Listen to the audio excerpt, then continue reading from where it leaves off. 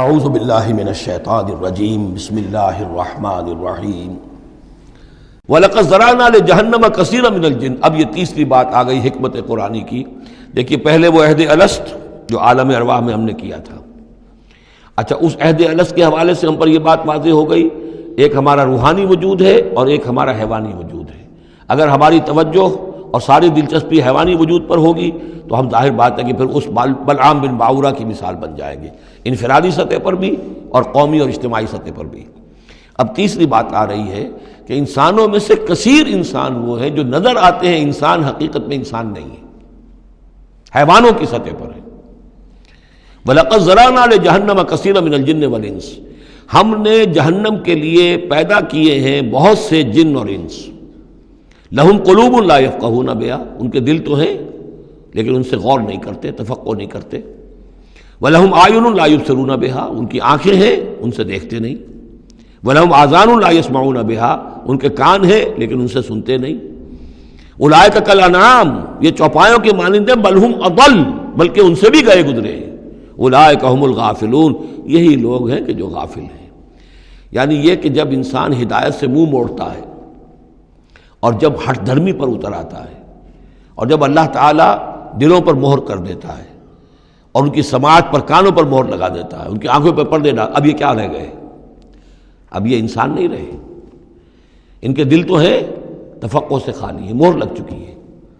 آنکھیں تو ہے حیوانوں کا سا دیکھنا دیکھ رہی ہیں، کتا بھی دیکھ لیتا ہے گاڑی آ رہی ہے مجھے بچنا ہے، انسان نے بھی دیکھ لیا، لیکن یہ دیکھنا حیوانی دیکھنا ہے۔ انسانی دیکھنا تو کچھ اور ہوتا ہے، کسی شے کو دیکھے اور اس کی حقیقت پر غور کرے۔ اہل نظر ذوق نظر خوب ہے لیکن جو شے کی حقیقت کو نہ دیکھے وہ نظر کیا۔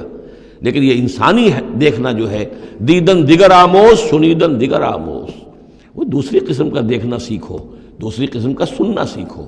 وہ سننا جو دل سے سنا جاتا ہے، وہ دیکھنا جو دل سے دیکھا جاتا ہے۔ لیکن جب ان کے دلوں پر مہر ہو گئی، ان کے کانوں پر مہر ہو گئی، ان کی آنکھوں پر پردے پڑ گئے، اب ان کا حال کیا ہے؟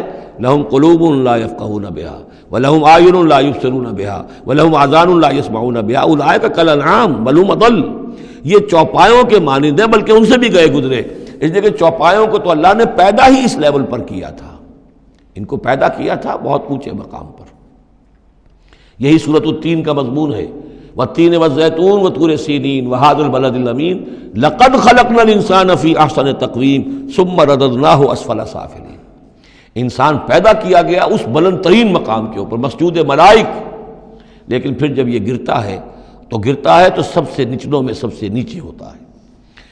تو یہ وہ لوگ ہیں، اولئک کالانعام بل ہم اضل اولئک هم الغافلون، یہی لوگ ہیں جو غافل ہیں، اس دنیا میں رہتے ہیں حیوانوں کی طرف، کھایا پیا چرا چگا اور جو ہے بس دنیا کی لذتیں اٹھائیں اور مر گئے، کچھ ہوش نہیں کہ کیوں ہم پیدا کیے گئے، کون ہمارا خالق ہے، کون ہمارا مالک ہے، زندگی کاہے کے لیے ہے، زندگی آمد برائے بندگی، زندگی بے بندگی شرمندگی، کو مرنے کے بعد کہیں کسی کے سامنے حاضری ہے، کوئی جواب نہیں، کچھ نہیں، کوئی ہوش نہیں۔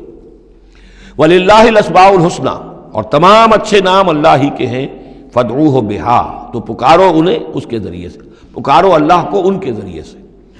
ایک نقطہ یہاں نوٹ کر لیجئے، قرآن مجید سے کہیں اللہ تعالیٰ کے لیے لفظ صفت ثابت نہیں ہوتا۔ ویسے حدیث میں ہے، میں صرف بیان کر رہا ہوں، قرآن میں نہیں۔ قرآن میں اللہ کے لیے لفظ آتا ہے نام، اسما، یہ سب اللہ کے نام ہیں۔ ویسے یہ کہ صفاتی نام ہے یہ دوسری بات ہے، لیکن صفات کا لفظ جو ہے، صفت کا لفظ اللہ کے لیے ایجاباً مثبت طور پر قرآن میں کہیں نہیں آیا۔ نام ہے اللہ کے، اور نام جو ہے در حقیقت کسی ایک ہی شے کے 100 نام ہو سکتے ہیں۔ تلوار کے 5000 نام ہیں، تلوار تو ایک ہی شے ہے نا، لیکن اس کے مختلف اوصاف کے اعتبار سے بہت سے نام اس کے عرب رکھ لیتے تھے۔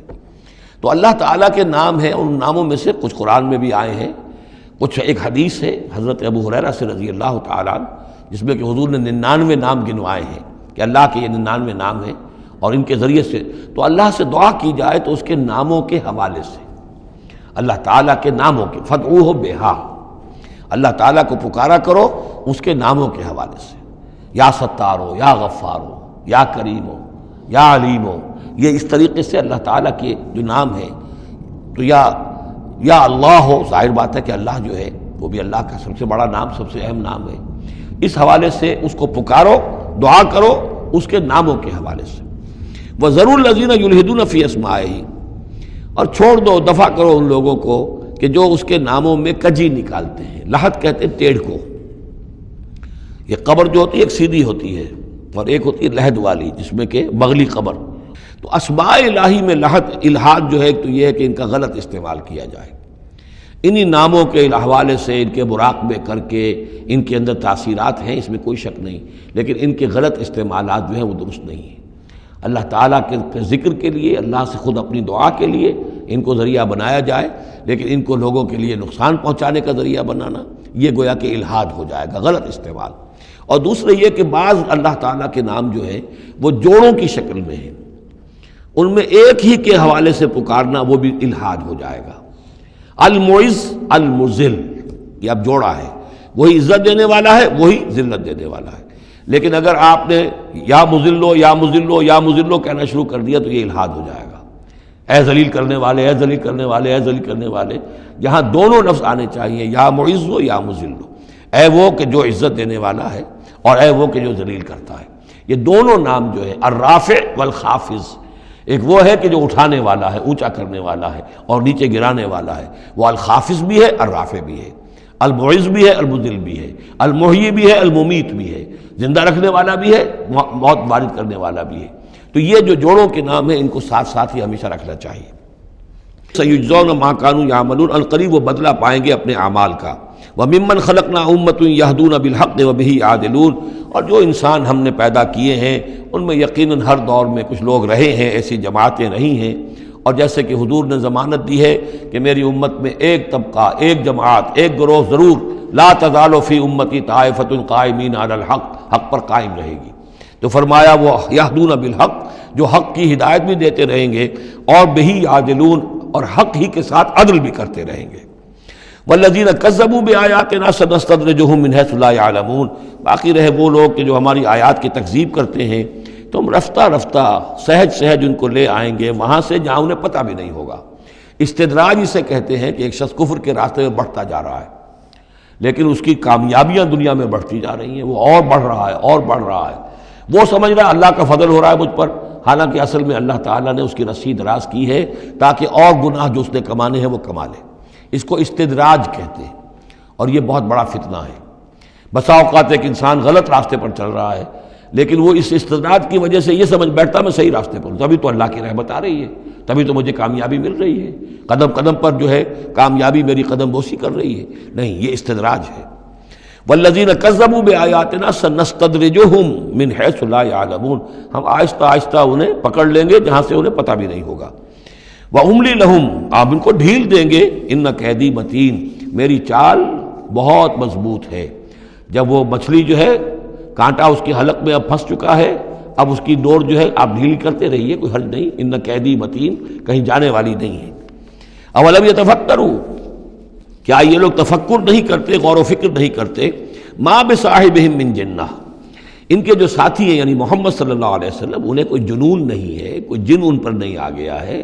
یہ بھی وہی انداز ہے، سرچنگ کویسچن، کہ ذرا غور کرو، کبھی تم نے سوچا ہے، کہہ تو دیتے ہو تم، کبھی سوچا ہے یہ محمد صلی اللہ علیہ وسلم جو تمہاری نگاہوں کے سامنے ہے، ان کی سیرت، ان کا کردار، ان کی شخصیت، ان کی طہارت، ان کی صفائی، نظافت، یہ چیزیں ایسی ہیں کہ جن کے بارے میں کوئی شخص یہ کہہ سکے کہ ان پر کوئی جن آ گیا ہے یا ان کا کوئی دماغی توازن ٹھیک نہیں رہا۔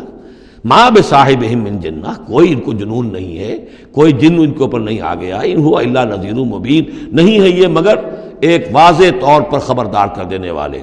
اولم ينظروا فی ملکوت السماوات والارض وما خلق اللہ من شیء، اور کیا یہ لوگ غور و فکر نہیں کرتے آسمانوں اور زمین کی سلطنت میں اور جو اللہ تعالیٰ نے چیزیں بنائی ہیں؟ وَأَنْ عَسَىٰ أَنْ يَكُونَ قَدِ اقْتَرَبَ أَجَلُهُمْ، اور کیا انہیں یہ گمان نہیں ہے ہو سکتا ہے کہ ان کی مہلت ختم ہوا چاہتی ہو، ان کی اجل، لِكُلِّ أُمَّةٍ اجل، ہر قوم کے لیے ایک اجل معین ہے، تو تم کیسے نچنت ہو گئے ہو سکتا ہے کہ تمہاری وہ اجل اب قریب آ چکی ہو۔ ان یکون قد اقترب اجلہم فبأی حدیث بعدہ یؤمنون، تو اب اس کے بعد اور کس شے پر، کس بات پر یہ ایمان لائیں گے؟ من یضلل اللہ فلا ہادی لہ، جس کو اللہ گمراہ کر دے گا یا جس کی گمراہی پر اللہ کی طرف سے مہر تصدیق ثبت ہو جائے گی، اب اسے کوئی ہدایت دینے والا نہیں۔ وَيَذَرُهُمْ فِي طُغْيَانِهِمْ يَعْمَهُونَ، اور وہ چھوڑ دے گا ان کو ان کی سرکشی میں اندھے ہو کر آگے بڑھتے ہوئے۔ صدق اللہ العظیم۔